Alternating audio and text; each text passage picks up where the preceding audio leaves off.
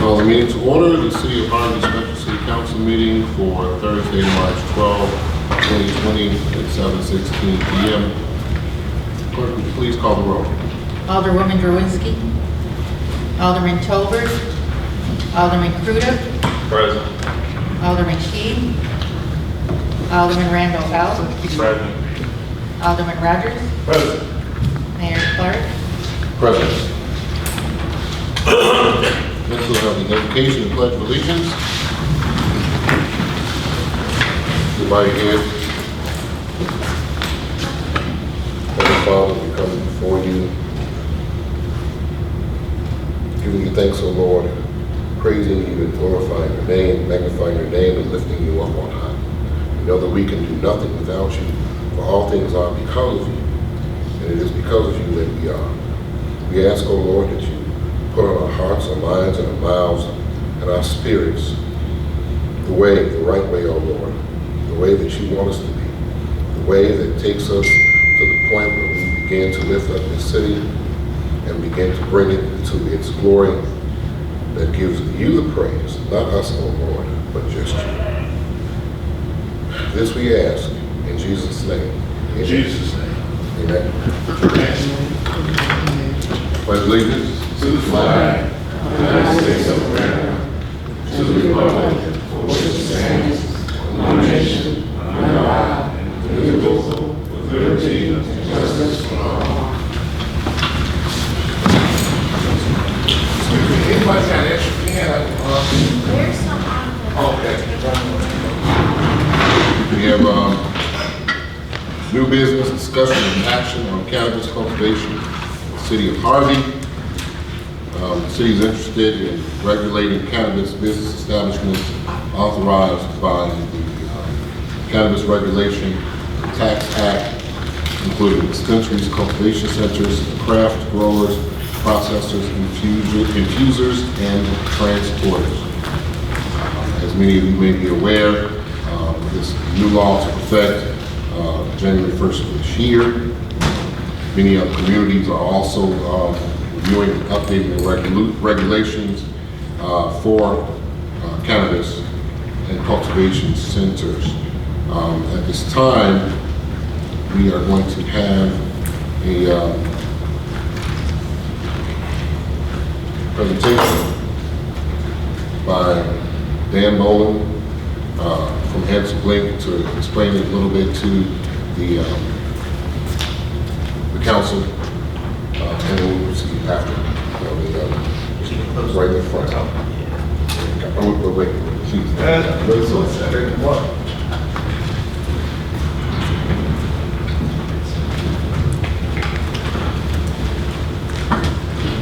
Thank you, Mayor. Thank you, everyone, for having me here today. My name is Dan Boland. I'm an attorney at Ansel Blink, representing units of local government all over this great land of ours, and helping them respond to the Cannabis Regulation and Tax Act. Been also talking about it on very often. If you want to hear more about it, we talk about it on Ansel Blink's Forum podcast, and if you accomplish anything here tonight, you all go on Apple Podcasts and leave us a 5-star review. That'd be much appreciated. Anyways, so here's an overview of what we're going to talk about here tonight. We're going to talk about an overview of the act, and then we're going to get into the nitty-gritty of the different kinds of cannabis businesses and cannabis business regulations that you might be able to adopt to regulate cannabis businesses in the city. And then we'll kind of work through the different kinds of policy questions and questions that you have about what you need to do if you will allow cannabis businesses in the city, what you would need to do to regulate them. And what I think many aldermen and mayor may have a kind of worksheet. It's kind of a memo that summarizes what we're going to talk about here today. It kind of lays out those policy questions that you all might need to maybe take home, consider, think about, and dial in what you want your cannabis business regulations to look like. So first things first, the act. What does it allow? It's a Illinois residents 21 and over can possess up to 30 grams of raw cannabis, 5 grams of cannabis concentrate, cannabis-infused products containing up to 500 milligrams of THC. Out-of-state residents can possess half that amount. That as a little dig to our friends in Indiana. The possession limits spelled out there are cumulative. Cannabis paraphernalia is also allowed for persons 21 years of age or older. The home cultivation for personal use is allowed for medical cannabis patients. For Illinois residents that are 21 years older, and there's a limit of 5 plants. The Compassionate Use of Medical Cannabis Program Act is no longer a pilot program. That is the medical cannabis law will continue even with the new adult use law. Cannabis advertising, this is cannabis advertising for businesses or anybody. Is prohibited near schools, playgrounds, rec centers, child care centers, public parks, or public libraries. Advertise doesn't mean the name of the business. So a business's sign, it doesn't fall within that prohibition. So it's conceivable that a business could locate in that area if local regulations allow. There's an expungement schedule for minor cannabis offenses that is spelled out in the schedule of the law. And most importantly, there's the Act contains strong preemption provisions. So it limits local authority. The local regulations that you adopt have to be consistent with state law. And so you can't just do it whatever you want. And so that's why they have me come out here today and explain what's in the law so you know where the guardrails are in terms of cannabis business regulation. You need to look for a source of authority in state law in order to adopt these kinds of regulations. So cannabis use is prohibited in public places. Public places, defining the act is pretty much anywhere you can be observed by another person. It includes government buildings, it includes public parks. There's other prohibited areas, like school buses, school grounds, motor vehicles. Near persons under the age of 21 must be medical cannabis patients. What about cannabis possession? That's a little different. The cannabis possession regulations are more limited. And so you can prohibit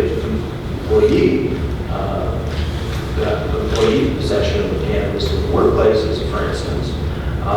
But the strong preemption provisions in the Act allow cannabis possession in most public places. Municipalities, for instance, could still prohibit underage possession, underage paraphernalia possession, possession in excess of those statutory limits that we talked about. It's also prohibited in a school bus, except for medical cannabis patients, on the grounds of a preschool, secondary school, except for medical cannabis patients, and then in a vehicle not open to the public unless the cannabis is secured in a sealed container and is inaccessible while the vehicle is moving. So for cannabis possession, it's not like liquor. You often prohibit alcohol possession in a lot of places, but the Liquor Control Act doesn't have the same kind of preemption that the Cannabis Regulation and Tax Act has. With more authority for local control over liquor, not for cannabis possession. So brings us to cannabis businesses. The act introduces a whole host of cannabis businesses to support the new adult use cannabis industry. We've got dispensaries, that's the consumer-facing retail use that you've heard about long lines about in other communities as they've opened up. Cultivation centers, those are large grow operations that could be up to 210,000 square feet in canopy area. There's craft growers that are smaller grow operations that are between 5,000 and 14,000 square feet in canopy area. Infusers, those make cannabis infused products. The infused cannabis concentrate to different products for human consumption. Processors, they're the ones that extract those chemicals from cannabis to make the cannabis concentrate and other cannabis products. And then transporters, they drive the cannabis and cannabis products around and deliver them to other cannabis businesses. And so the municipalities are authorized to prohibit or significantly limit these businesses or regulate these businesses through zoning and ordinances governing the time, place, manner, and number of cannabis businesses. So the first question that you need to consider is what cannabis businesses should be allowed. Some communities are prohibiting all cannabis businesses. Some are allowing some and not others. For example, a consumer-facing dispensary will have different traffic and other secondary effects than, say, a craft grower or cultivation center.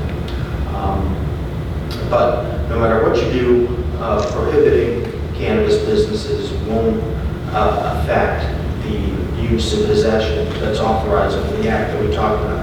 Just because you prohibit a business in your community doesn't affect an individual's person's rights under the act to use or possess cannabis as authorized under the act. So medical cannabis, some communities are taking this as an opportunity to revisit their medical cannabis regulations. The state statute says you can't unreasonably prohibit medical cannabis businesses, and there's only two kinds, dispensaries and cultivation centers. If you want to locate them in a certain place, you might want to come out and say it before an applicant comes on your door and proposes something different. So that's kind of the first question. Whether you kind of opt in or opt out of cannabis businesses, you don't have to allow them. But if you do, then where are they going to go? This is the zoning map. I'm familiar with it.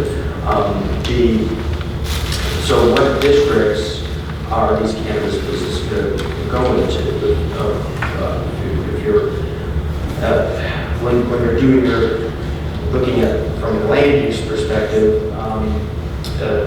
there's permitted uses where somebody can just pull a building permit and open up, or there's a special use procedure where you need to bring your plans in front of the planning commission or zoning board of appeals and have this use reviewed at the application for its impacts, for its allowed to open, and give you a special use permit in order to operate in that district. Most communities are making cannabis businesses special uses, and the act allows that. Typically, businesses like dispensaries, infusers, and growers are found in like commercial districts, and the non-dispensary uses are found in like manufacturing districts. So when you look at your zoning ordinance, you need to decide where are these going to go. You have a use table and a kind of on the worksheet there, writing where what districts do these uses make sense in? As a special use or permitted use, probably a special use. So you need to review the districts, review which cannabis businesses go where. One of the other authorities, source authority granted to the act is minimum distance limits from sensitive uses.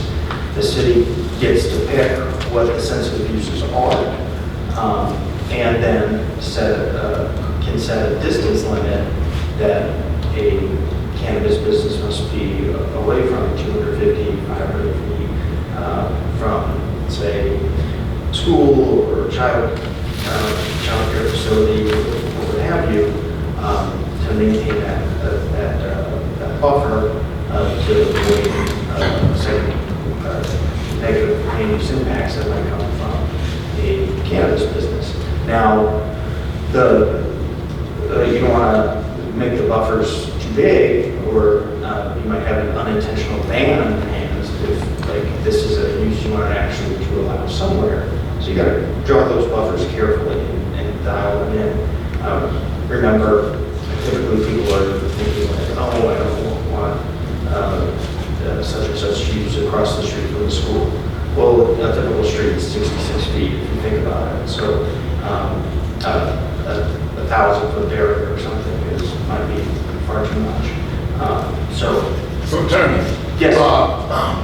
Is there a state statute or a state limitation on how far you can put a cannabis distribution center away from an educational facility? As far as, you say 66 feet is for the average street, but that's still just like right across the street. Right. So we could, as a city, we could set guidelines for how far, when you're saying we don't want to go too far. Right. You understand the accomplishments.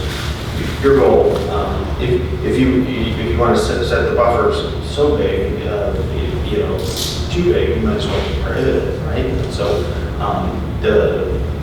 there's no state statute that tells you how far a cannabis business needs to be from school. That's something that's left up for the city to decide.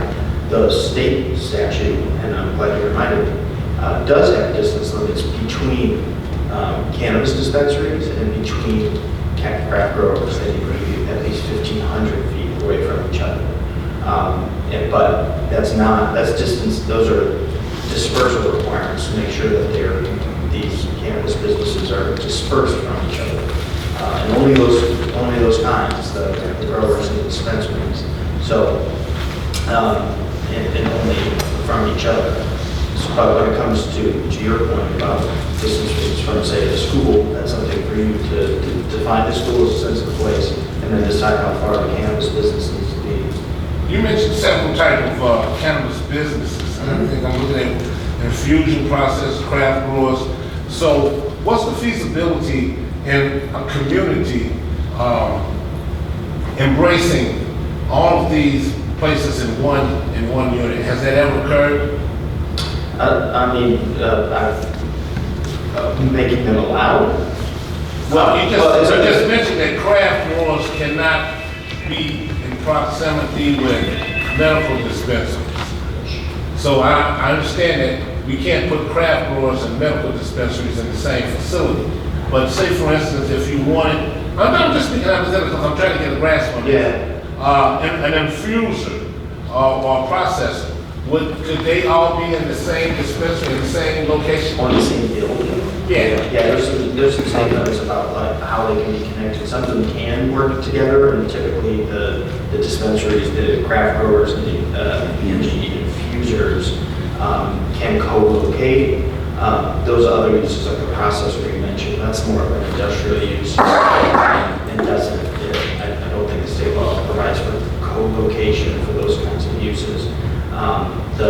The craft grower and the infuser, they allow them to co-locate because they can just go around the corner and be on the same premises to sell them. But the processor is kind of, that's really a chemical process to draw the chemicals out of the cannabis, and that's more of manufacturing use. It doesn't need to be retail focused, consumer focused. Now, the city of Chicago has taxed cannabis use as well as the state. So they're being taxed by the state and by the city. Can other municipalities do the same thing as far as tax cannabis as well as the state? Say, for instance, we want to, right now we currently have a liquor commissioner. You would need a cannabis commissioner. No. So the commissioner question, like, no, I guess conceivably you could, but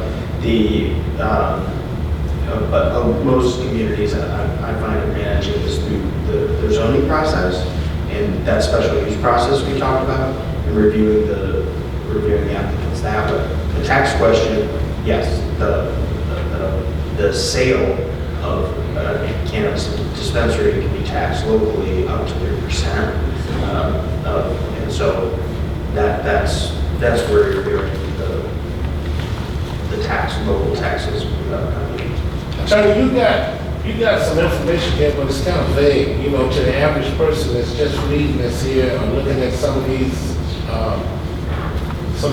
spreadsheet items. Yeah. You know, they wouldn't know what this meant. Right. I'm having difficulty kind of understanding myself.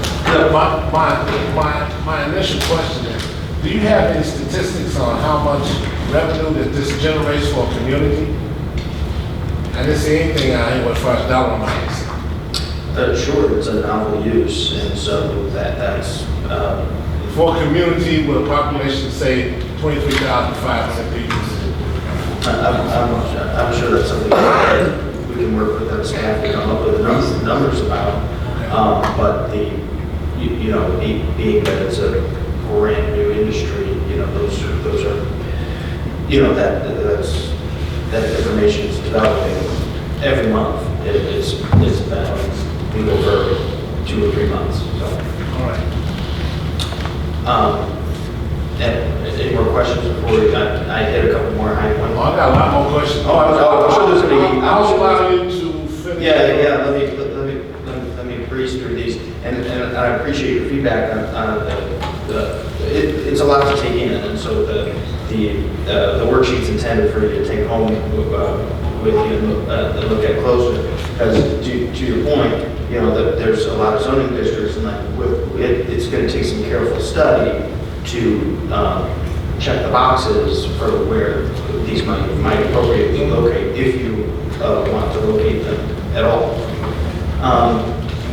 So distance limits, the other thing you can do is limit the number of each type of cannabis business. And so that's another power that the city has. You can say that there's only going to be 2 craft growers, for instance, and or 1 in this area, 1 in this area. You have a lot of latitude to regulate the number of cannabis businesses, each type, or all cannabis businesses altogether. So number is another source of authority. Hours of operation, you can also prescribe hours of operation in connection with the special use process we talked about. There are some state law prescriptions for hours of operation for certain cannabis businesses. And you can't change those, but you can prescribe other hours of operation for other cannabis businesses. And then what other kinds of things you can look at? What other requirements you're going to have? We often recommend reviewing whatever plans you submitted to the state, and then if necessary, appropriate, asking the applicant for a traffic study or asking them for an odor control plan. Many applicants need to produce that in connection with their state application. So you might want to see that. Of course, a security plan. So they have to submit that to the state, and another good thing for either review locally or granting local approvals. On-premises consumption, municipalities can authorize on-premises consumption at a cannabis dispensary or in a retail tobacco store. That's a defined term in the Smoke Free Illinois Act. Many cigar lounges, hookah lounges are considered a retail tobacco store. So we're not talking about, the state law does not allow on-premises consumption of a typical bar or restaurant. Municipalities can prohibit or strictly regulate on-premises cannabis consumption. And many will, especially in the early rollout of the act, because there's challenges with insurance and with odor control with this type of use. But if you have a feeling about one way or the other about whether there should be on-premises consumption, you should probably come out and say it in your zoning ordinance. So, there's other cannabis issues that we kind of touched on the top two. We already touched on the tax issue.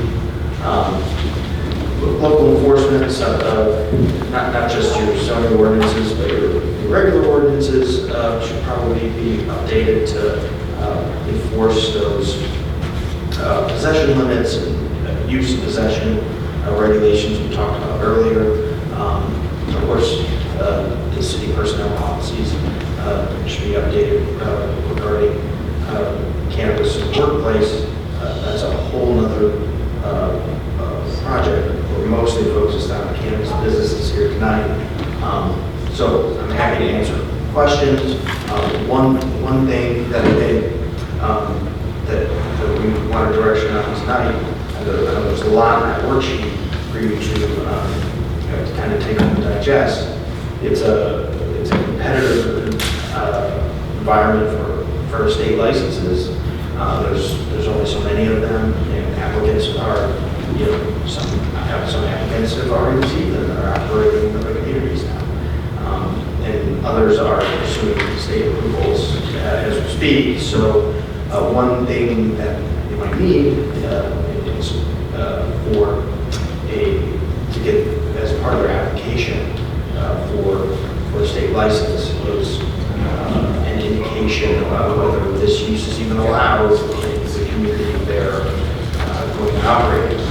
So even before you have the city's local ordinances locked in, something an applicant might ask you for is a letter of support, something that indicates that it would be a use that they would consider in the community. So if there is any kind of cannabis business that you might be supportive of to do that, you might want to direct staff to do that. I think you might have a draft letter like that in front of you tonight to see what we're talking about. But that's I've talked too much already. I'm happy to talk some more. Let's answer your questions. Mr. Mola,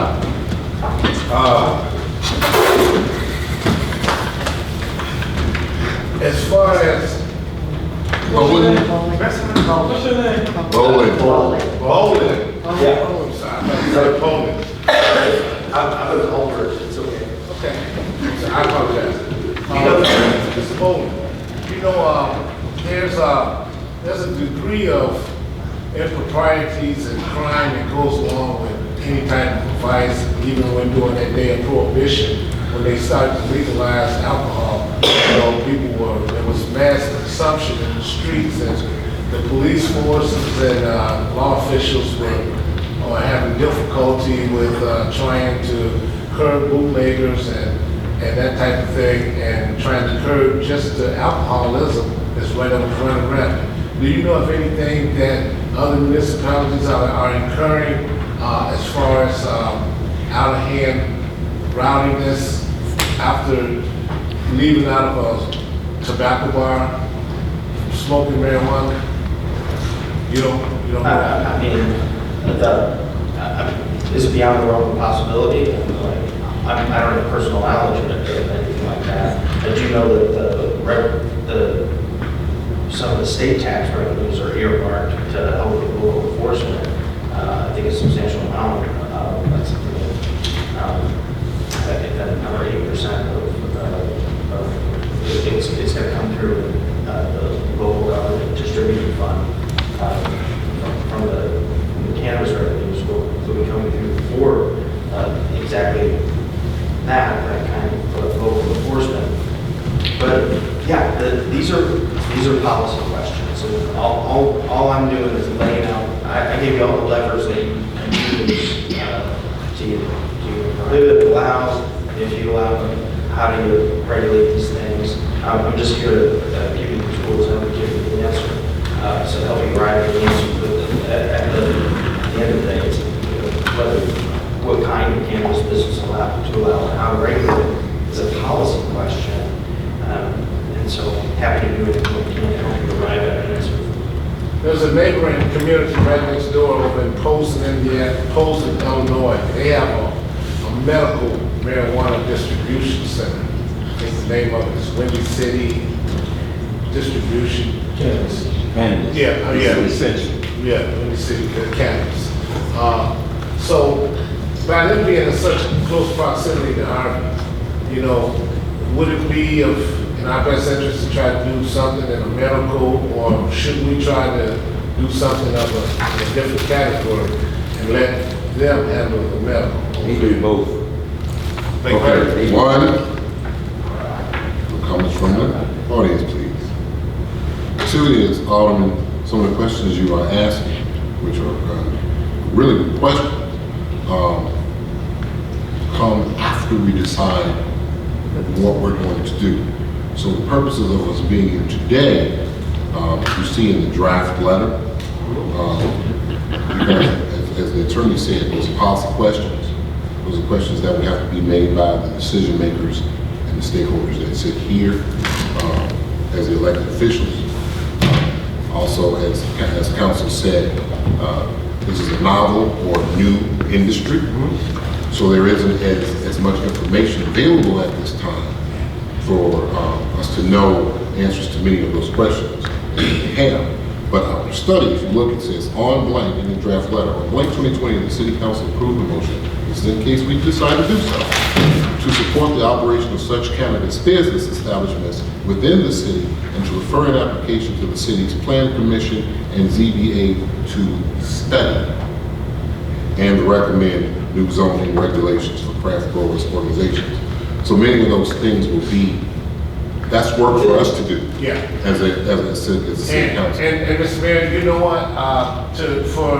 For this governmental body here to be able to make an accurate assessment on what we're going to vote on per this draft letter, these questions that I was asking the attorney, I thought they were very pertinent in regards to trying to make an accurate decision. I don't expect you all to have the information to go into all the particulars about zoning and transportation and traffic levels and all that, because it's brand new, and I do understand that. But as far as the crime rate, okay, I needed to know that, and I thought that maybe he might be able to shed some light on that subject. That's basically what it was. Shed on. No, but he did.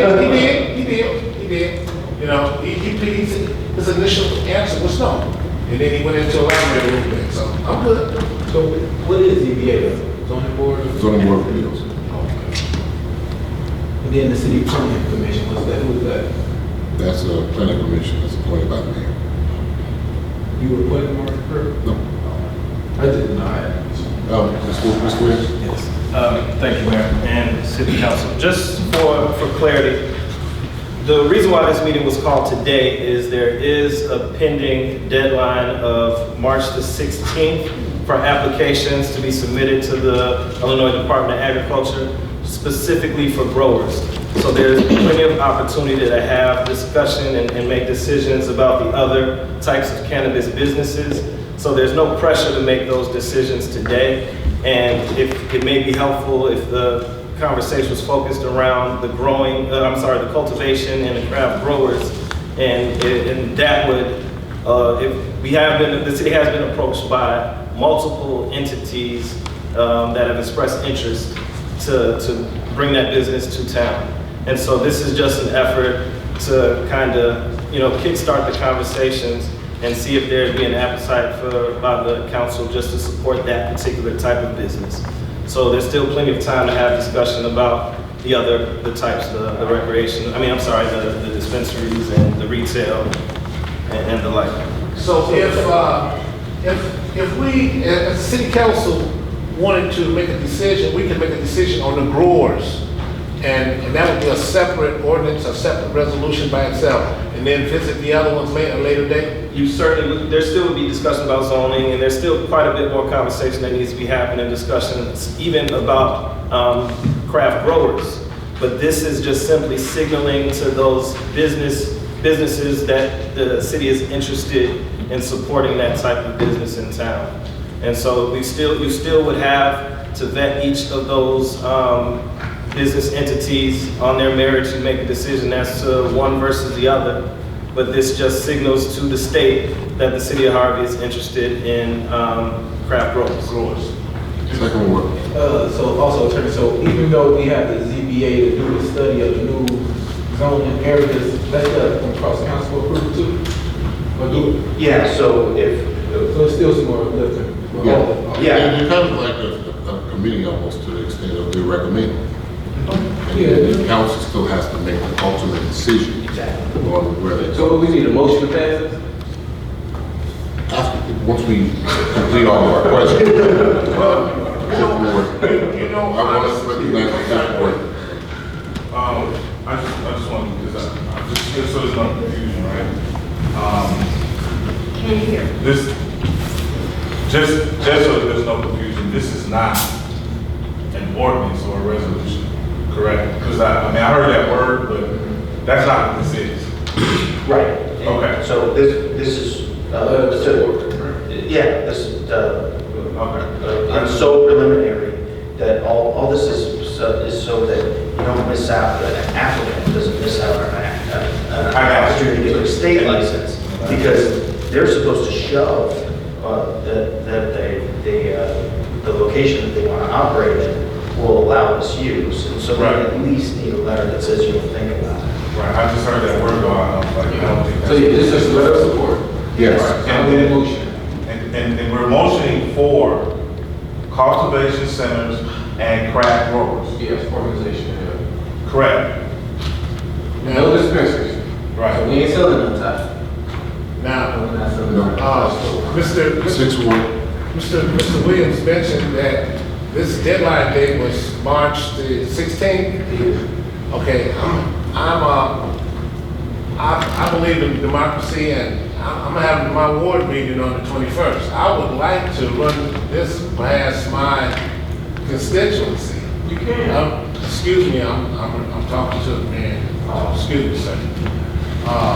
So that would put me a little behind. You know, I'm just saying. You know, so this is kind of last minute. You know, I can't. You know. You know, You can go lower. Alden, thank you. Government seems sometimes to move slowly, and sometimes government moves quickly. And we were put in a position to make decisions. Can we do that? I heard somebody say that here, that's what I said. We were put in a position, you know, to make these decisions.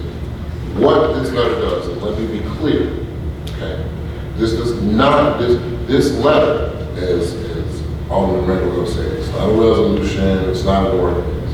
It's basically demonstrating to the Illinois Department of Agriculture that craft growers is something that we would be willing to allow in our community. Now, we still have all of those other things that need to be explored, as council put in his presentation. We have to do that. No, let me rephrase that. We can do it, we may want to do it, or we may not want to do it. It depends on what this council decides that it wants. But understand that many of the things that we do in government, unfortunately, is time sensitive, okay, and don't necessarily come with all of the, I would say, necessary time that one would allow in order to make a decision, okay? But at the same time, as thinking individuals on very simple questions, I believe that we have the ability to make those decisions. We're not putting rockets in the sky. We're just trying to figure out, is it something that we would like to entertain, or whether we have craft growers or not. just entertain. And then we can explore all the rest. So, but if we don't do it, and once again, council is at your pleasure. If we don't do it, and the deadline is missed, then what is the... We understand that, Mayor. Then what, no, I'm making sure you understand, and I'm also making sure that the audience understands. Then what is the ramification if the deadline is missed?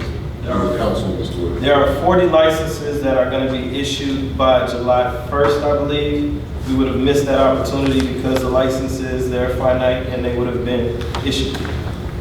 So is anyone, council, are you aware if the state is intending on distributing any more licenses after that point in time?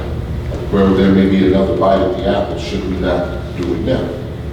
There's a schedule of law for how they roll those out. I could take a look, but in any event, the point stands, there's a scarce number of them.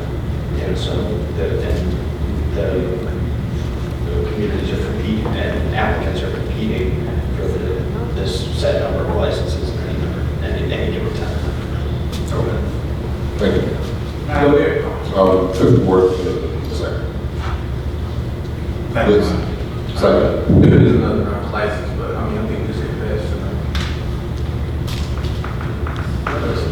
Motion. Well, what we would need as a motion, we this one to approve a letter to the Illinois Department of Agriculture expressing our support for the operation of craft grower organizations within our community. Would that be sufficient? Well said. But is it craft growers and cultivation centers up to you? Well, the letter says craft growers and the letter says craft growers. We want to, since what, sorry. Just one more question, Mayor. The letter, the draft here that we allow growers to come in, it's fine, but it's kind of vague. I don't know where these growers are going to be. If we want to do some economic development and we've already got growing weed here, cannabis here, now that property, that parcel of land is no longer available for somebody else. So, it's kind of vague. And I understand we're just saying that we're interested, but we need to know a little bit more detail on where, if a grower decides he wants to come in Harvey, where's he gonna grow it at? That's basically it. So, my question to you, Alderman, would be like this. Do you want a car? The question is yes or no. Then you can go back and decide whether you want a Rolls or a Bentley, a Lamborghini or a Porsche. Well, that was my question. So- Will we be able to reopen this? Yes, Okay. so, All right. so after you decide whether you want a car or not, then we'll go back and find out what make and models on this that you want. We put the motion on. So are we gonna have cultivation centers as well? If that is the desire of the council. Okay, the chair would entertain a motion. Motion to approve a letter of support for the operation of cannabis businesses within the city of Harvey. Second for craft growers and cultivation centers. There's a motion by the fifth, and a second by the sixth. Clerk, would you please call the roll? Alderwoman Drowinski. Yeah. Alderman Key. Alderman Crudup. Yes. Alderman Randall L. Yes. Alderman Rogers. Yes. Alderman Toler. Yes. Motion carries. There is no public comment, so the chair will entertain a motion to adjourn. So moved. Moved by the sixth, second by the third. Clerk, would you please call the roll? Alderman Drowinski. Alderman Toler. Yes. Alderman Crudup. Yes. Alderman Key. Yes. Alderman Randall L. Yes. Alderman Rogers. Yes. We adjourn at 8 o'clock.